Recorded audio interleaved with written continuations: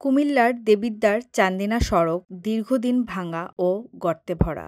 শুক্রবার জাতীয় নাগরিক পার্টির দক্ষিণ অঞ্চলের মুখ্য সংগঠক হাসনাত আবদুল্লাহ এই সড়কে প্রতিবাদ জানিয়ে মাঠ ছাড়লেন। তিনি বলেন, রাস্তা এতই খারাপ যে মানুষ চলাচলে ভোগান্তি, ঠিক না হলে মাছ চাষ করাই ভালো। প্রতিবাদে এলাকাবাসীও যোগ দিয়েছিলেন।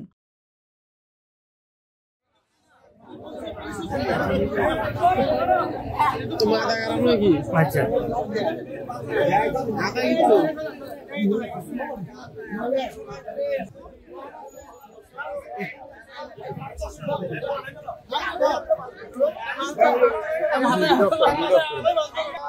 মানুষের আসা যাওয়া হচ্ছে।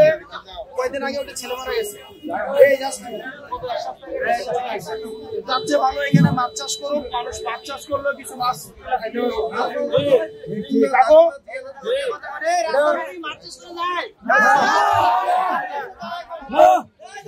এমন অবস্থা এখানে হচ্ছে।